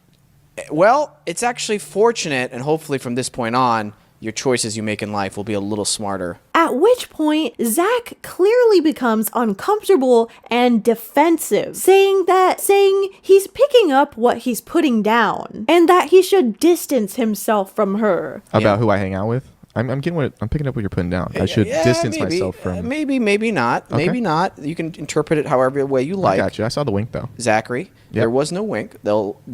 We have things on this called CGI. rewind. But thankfully, Wissam is quick to clock him. This interaction would unfortunately not stop Zach though, and he certainly would not be distancing himself from her, because by March of 2021, people began speculating that some of Indiana's TikToks were meant to soft launch a romantic relationship between her and Zach, especially when Indiana posted this TikTok with the caption, "Nobody knows," and shows a glimpse of her with a boy that's wearing a hoodie, underneath which Zach writes, "I have a theory." And as you can see, underneath it, everyone was kind of like, oh, so it's you. So she's talking about you, right? And then neither one of them denied it. Is it not obvious that commenting something like this would further the narrative that there is something going on between you two? Although, according to Zach, he only started officially dating Indiana when she was 20, and he was 27. But like I just said, there's plenty of signs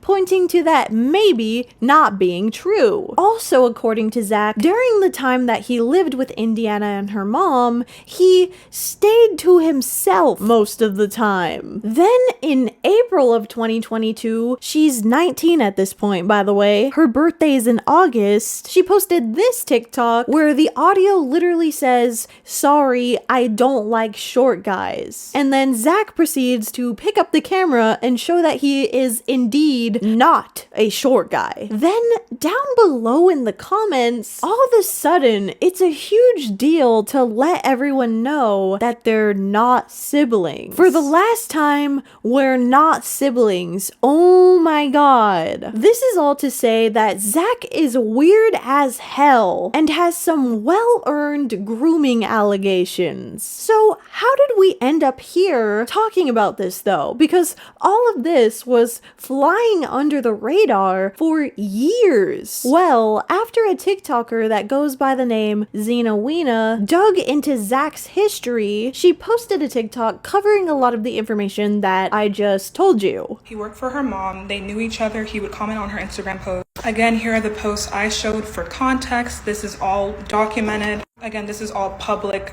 documented information. Don't know what to say. Zach would actually eventually see Xena's allegations on TikTok and then DM her on Instagram. And she since leaked these DMs, so we'll go over them a little bit, but essentially the entire time he's trying to get her to call him on the phone so that he can explain himself. A phone call, probably because he doesn't want any of this in writing. Anyways, back on Insta, I proceeded to get a series of text messages about how I was weird for twisting the narrative and painting him into a villain. And also I was told that I was undermining real victims. I asked multiple times how I was twisting the narrative, how I was painting him into the villain when I really just recited, again, public information. And I never did get clarity on that. I was just told that I was skewing the narrative over and over again. It was the same paragraph basically over and over. So he ends up blocking me and I'm like, okay, cool, what a weird day. Which really just makes him look way worse. Call me this evening. If I'm on a flight and can't answer, we can try tomorrow. The behind the scenes of the things you talk about is beyond what you can think. You can hate my dark jokes. Totally fine. That comes with trying to make edgy jokes. But insinuating I would or have ever done anything so vile is damaging to real victims. Indiana will also talk to you as well if you'd like. But yes, it needs to be a call. Are you saying you didn't know her at 14 and 15 and 16? Because that's my point. That in and of itself is the issue. The fact that I stated is that you dated dated a girl you knew as a child when you were an adult. Like, all of this is public information. Then, when Xena wouldn't get on a call with him, he suddenly turned the tables on her and began saying that she did all of this just for views. I know you just wanted views. Xena replies, like you said, you're happy to talk about the situation. Then do it. Zach says, if you cared, you'd talk to me and call me. She then replies to his accusation that she just wanted views by saying, LMAO, that video barely has any views, which is true. At the time, it only had like 1,000 views. So the fact that Zach had such a big reaction to such a small video and a small creator kind of speaks volumes. Hearing all of this was absolutely crazy, and I admired Xena for being so brave with this. Zach replying to all this only added fuel to the fire. Like, he himself caused it to gain traction, so much so that Trisha Paytas noticed it and Film Cooper noticed it, and they both ended up covering it. And then like literally 3 down, he's like, if you cared, you'd call me or something like that. And I was like, she doesn't know you. She's having a conversation with you in the DMs. Like, it was just so weird, that whole thing. He's like, I knew it. You did it for the views, which like you said had like 1,000 views at the time. After Xena leaked these DMs, Zach would block her on Instagram. However, Indiana herself would end up commenting on Xena's TikTok. Sent you a DM. I would genuinely love to have a conversation. Indiana would then come out and defend him outright. And hours later, I'm getting the same comments, the same narrative from Indiana this time. If you go back and read Zach and Indiana's messages, you'll notice that it's all the same thing. It is generally the same repeated paragraphs that don't apply to anything that I've said. Trisha Paytas saying I'm a victim is the craziest thing ever. The fact that that woman has a leg to stand on is insane. Which a lot of people, including myself, feel that Zach might be manipulating her and telling her what to say. Not that she's lying, but that Zach is super desperate to save his ass right now, and he knows all this looks bad, so his biggest pawn in this game, his saving grace, could really only be Indiana. What I was trying to tell you privately was my side of everything, but again, you want to blast this on social media. I reached out to you being nothing but genuine. Zach and I met when I was 15. He worked for my mom for a few months, then we almost had 0 contact for 3 years. So she says this, however, there seems to be plenty of evidence that suggests otherwise. So Indiana was born on August 23rd, 2002, right? And on her 18th birthday, Zach would post this image of them together with a caption that makes it seem like they were already very, very close. Writing, "Happy birthday, Indiana. I am so lucky to call you my best friend. The memories we've had together will last a lifetime, and I will never take them for granted. Your fiery personality is exactly what I need to keep my life interesting. I could go on for hours about what you mean to me and all the experiences we've had, but instead I'm just gonna come over right now so we can make more. Let's make today as special as you are." Another example of this timeline being very questionable is an episode of Dropouts where Zach and Indiana describe their relationship outside of the podcast, recalling inviting her to make pottery with him. Well, that was the whole point. She was having a really bad day, so I booked us a pottery class to take together to kind of cheer her up. And I said, "You want to go do pottery with me?" And she said, It's very cliche rom-com. Amongst other things that allude to their inappropriate friendship starting long before she turned 18. Zach also claims that when Indiana was 19, she was still in a relationship with an abusive ex. my lover at the time, actually, no, we were not in a relationship. Please don't click. I swear, she would one day be my girlfriend. Not my girlfriend when we started. I was dating her when she was 20. And so, therefore, there couldn't have been anything going on. And some Zach apologists, of which there are many, unfortunately, take this as evidence that they could have only possibly started dating at 20. Which, honestly, in my opinion, does not mean jack or shit, because no matter what, he was a 27-year-old dating a 20-year-old or 19-year-old that he knew when she was 14. That's creepy. Here's another example that I personally feel is kind of a smoking gun. It's Zach inappropriately playing with Indiana just 12 days after she turned 19. Smack my ass like a drum. Oh, I didn't mean to hit it out. I didn't mean to hit it out. Oh, Zach, get off of me! Relationships don't just happen in the span of 12 days, genius. Just for the people. I think she was like 18, like fresh 18. Don't say fresh 18.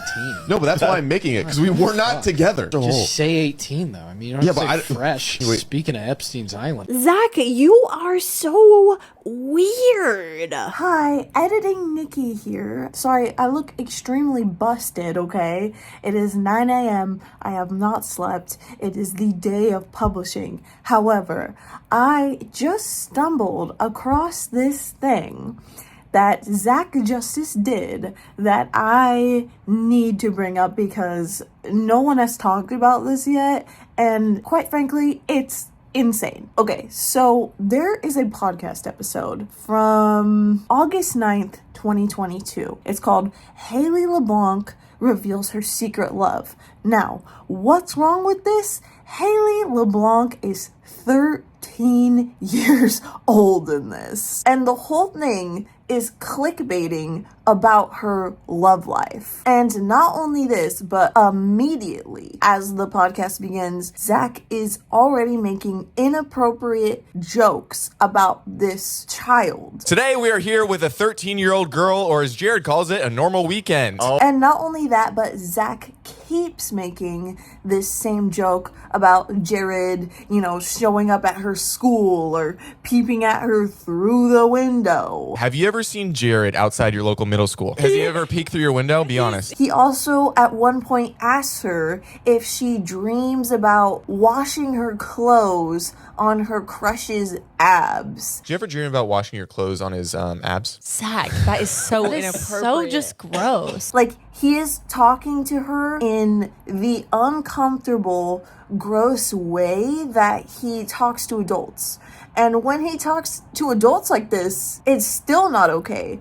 But applied to a 13-year-old, it is like words can't describe it. And even the comments are pointing this out. The beginning is not funny at all, kind of disgusting. These are the most obnoxious full-grown adults I've heard speak in a long time. Also, great job on how inappropriately you spoke this entire podcast with a child on. Such a strange guest to have on, by the way. Aren't you like 27, Zach? I'm starting to think you're a bit of a weirdo. I get that a joke is a joke, but the energy here was just so weird, especially with how normal it looked to them. Right? To start the episode with one of the guys being attracted to a 13-year-old is trying to pull a really specific weird audience. And the fact that a 26-year-old is the one asking these things and shining on the fact that she's a little girl but a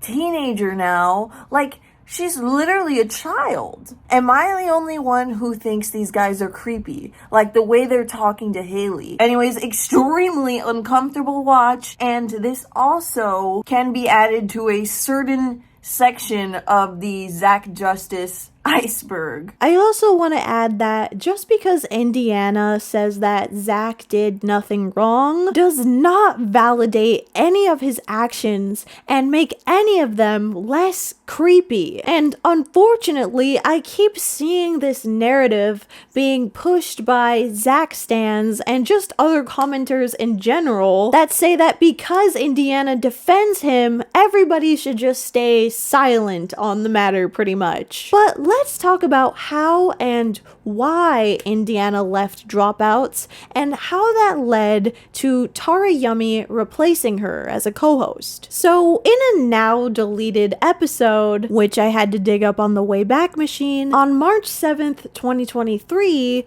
they posted why Indiana left the podcast. And I need to point out that at the time, this was how a lot of people first even found out that they had dated. According to Indiana in a later interview, she says they kept it under wraps because they met when she was 14. Which, like, yeah, I wonder why Zach would want to keep that under wraps. And now, since you're conveniently 21, Zach is willing to talk about it all over town. But anyways, Indiana goes on to explain in detail how her and Zach got together. She says she had an ex that was extremely manipulative and left her in so much emotional turmoil that she really didn't know what to do. Enter Zach, who was there to support her and even invited her to come to Vegas so he could comfort her. According to them, this was not weird, but hey, I don't know if there's any context that could make this not weird, bro. But just one of the many things that really pissed me off about this episode, that Zach is bold enough to explain it as if he's some kind of hero and knight in shining armor to this teenage girl. Ugh. He says she was not being emotionally taken care of, and I was just noticing a broken girl. That he couldn't just leave her there, and further kind of insinuates that he just so happened to kind of pop into her life because this was happening. Zach also completely bashes Indiana and makes her cry as she's apologizing for how poorly she treated him during their relationship, which is just so gross. It should have never happened in the first place. Zach, you should be apologizing. Not only this, but I can't think of a better reason not to date someone other than the obvious fact that you've known her as a child, but that she's just getting out of an abusive relationship and you think that's time to make your move on her? Disgusting. Lyle crocodile tears, I might add. By the way, somebody on Reddit really hit the nail in the head on this for me. They wrote, why is his first instinct after watching Indy go through a super traumatic experience to start hooking up with her? I hope she wakes up to this and what happened. He's not a good guy. Now, I want to make sure I'm clear when I say this. I know this is not easy for Indiana, and I feel awful that she's being roped into this situation because it's not her fault. But at the same time, we can't just not say anything about this. It's disgusting, whether or not she realizes it or not. Might I add, the cherry on top of all of this is Zach's lack of self-awareness. Like, there's so many times in Dropouts episodes where he makes jokes about other people being predators and knowing that doing stuff like that is wrong. Such as this joke about James Charles, where he says, is that guy still out there doing his thing? Is he still doing his thing? They haven't caught him? I don't know, Zach. Are you still out there doing your thing? But let's talk about the Dropouts Devolution. And this is where we get to the actual problem. On March 19th, 2024, Indiana would reunite with the Dropouts podcast for the first time in about a year. This episode, titled A Chat with My Ex, is, to be quite frank, a whole mess and a half. Because you literally see in real time Tara finding out about all this crazy lore that they all have between each other. She claims she didn't even know it was Indiana who she replaced on the podcast. I didn't know you were on the podcast because it had been so long. Yeah. So I didn't know who I was replacing. Let alone about this crazy, inappropriate relationship and just how deep that went. The conversation starts off with Zach commending Indiana for essentially just growing up. He's like, wow, I'm so proud of you and how you've become a better person. You became Indiana over the last 2 years. Yeah, like it's definitely insane for somebody to change between the ages 17 and 22. And 10 minutes into this episode, they actually bring up that aforementioned deleted episode with the guilt tripping from Zach, which Zach claims was deleted because everyone took it the wrong way. Oh, we deleted that episode. Because everybody took it the wrong way. It was supposed to be this open window. I don't even... You better be joking. Indiana would then go on to explain why the episode was deleted and how she and Zach being in a relationship was directly tied to it. She then quickly takes a stand about how nothing happened between her and Zach when she was 14. She's like, I'm gonna bring this up right now, and everyone in the room looks so scared. And I'm gonna bring this up right now.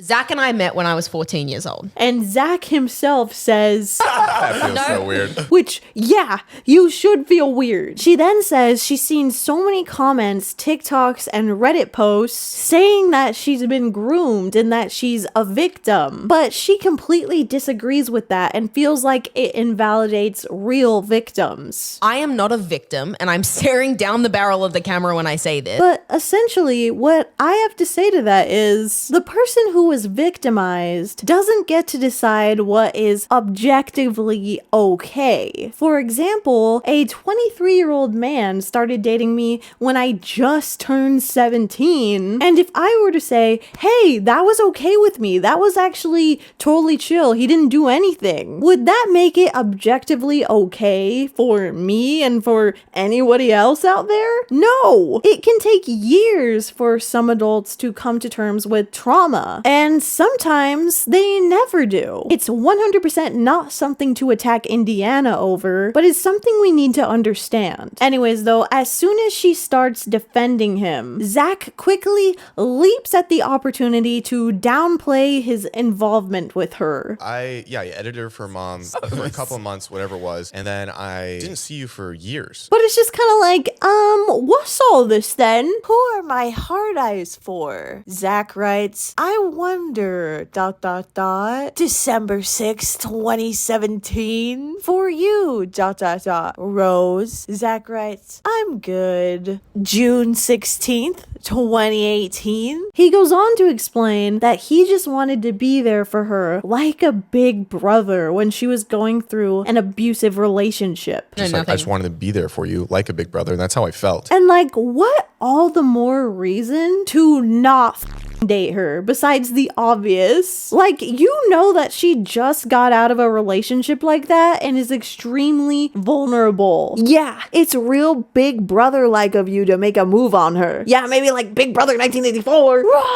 And as they're discussing all this uncomfortable stuff, Tara once again reiterates that this is all new to her. I just didn't know any, like, this is all new to me. Oh, you know what I mean? Yeah, I get it. Like, I didn't know. Perhaps maybe realizing how weird this is. I didn't even know you were on the podcast. Yeah. Because I didn't look back into it enough. 2 months after this video with Indiana, June 25th, 2024, Tara would be on her last episode of Dropouts ever. And just 2 days later, on June 27th, Xena would post her TikToks covering Zach's alleged grooming. And then, get this, okay? 2 weeks later, Tara would post a video announcing she left Dropouts. Now, this is a 12-minute video, but shockingly, only the first 5 minutes is about leaving Dropouts. And the only reasons that she gives are about wanting to try a new creative direction and possibly starting her own podcast. When I'm making content, I want you guys to feel like FaceTime with me, and I feel like being on a podcast didn't really feel like that. Unless it was my own podcast. Abruptly after, she begins talking about egg bagels. There's eggs, yum. Bagels, also yum. What's an egg bagel? So, are we just gonna act like the grooming allegations had nothing to do with it? Your last episode was 2 days before the allegations came out, and then 2 weeks later you quit, and this is supposed to be out of nowhere? Many of her fans were also quick to point this out. Are you really not gonna address the Zach thing at all? Honestly, her running away without addressing anything properly doesn't sit right. It comes comes off as spineless and fake. She got out of there after the controversy. Good on her. How is her not being real about it good? She hasn't spoken about the truth at all and still remains friends with him. The predator, creep. She's so fake, like you're crazy. I love Tara so much. I got so excited when I saw the title and I was like, oh, she's leaving because of Zach Justice. But apparently no. It freaks me out how many influencers don't give a shit about what their friends have done. And no hate to Tara at all, but seeing none of his friends talk about the disgusting jokes and things Zach Justice has done bugs me so much. Even though Zach wasn't the reason she left, I'm still glad she did. I wish she'd actually address it. She simply sugarcoated the whole situation and said she didn't have enough control of the narrative and didn't want to get so political. That sucks. She could take the opportunity to spread a very good message to her mainly female audience because she did this. It was her moment to stand up for herself, but also every girl that might have watched the podcast and was convinced Zach's behavior was fine because Tara allowed it. Hopefully she addresses it better. She needs to address the issues. Sometimes you can't just stay non-controversial. It makes you a problem as well. Zach also immediately went on the podcast to discuss her departure, but honestly, he says a whole lot of nothing. If there's a falling out, we'd come on here and we'd cuss and we'd yell and we'd say things, but no, Tara she wants to focus on her vlogs and is getting busy. Put Moodang on the phone. But we've gone on a long journey together, and it is time to finally answer that question from earlier. Is Tarayummy your friend, or is she your enemy? Okay, so let's disassemble this. First of all, quitting immediately after very serious grooming allegations come to light, and then acting like it's completely unrelated is just... It's exhausting. And this next thing that I'm about to say is a very tough pill to swallow, because I want to reiterate that during the time that I've spent watching Tara, Jake, and Johnny's content, I've really enjoyed it and I've had many laughs. Like, I want to be on your side, but as a victim of grooming myself, what the fuck is going on? Because not only has this not been addressed by any of Zach's colleagues, Tara, Jake, and Johnny are all still following him. This, coupled with their silence, especially Tara's since she worked so closely with him, is just enabling him. And not only does it just enable Zach, it enables this predatory behavior in general to coexist in creator spaces. Just like what happened with Cody Co. This is what ignoring it gets us. I guarantee you, if this keeps getting swept under the rug, everyone will forget about it, and in 1 year, all these creators will be collabing with him again and supporting the podcast regardless of what he's done, ensuring a literal predator's platform is here to stay. No accountability required. He'll just get away with what he's done to Indiana. And this is a very difficult conversation to have, and not something I was expecting to have to do when I began working on this video. Because of course what Zach did is not Tara's fault. It's not anyone's but his. But at the same time, it's really important to be able to give people criticism where it's needed, even if you like them. Because this is just not okay. It's wrong. And this problem runs much deeper than just Tarayummy or anyone else who's still following Zach. This is an issue with so many people that have platforms. And it's that no one wants to stand for anything. No one wants to say anything controversial. No one wants to be the person to bring anything up. But like, dude, we're just like not gonna get anywhere if we keep that mentality. And to answer our question from earlier, is Tarayummy our friend or is she our enemy? I'd say she's kind of a secret third thing. She's a person, and I think she's making a mistake. The problem is not whether or not Tarayummy is a pick-me. That is like the least concerning thing out of all of this, that for some reason people are choosing to hyperfixate on. The issue is ignoring something horrible that someone has done just because they're your friend. And my goal with talking about this genuinely is not to cancel Tara or anyone else. If I haven't already made it abundantly clear, I like them. And so that's why it's hitting doubly hard right now when I'm disappointed. The message that I actually want to send to all of Zach's friends and colleagues or anyone who's just also sweeping this under the rug is that it's not too late. It's not too late to do the right thing. It's not too late to take this seriously. He committed an alleged crime, a crime that causes irreversible trauma to those who experience it. And someday, when Indiana realizes how wrong all of this was, someday,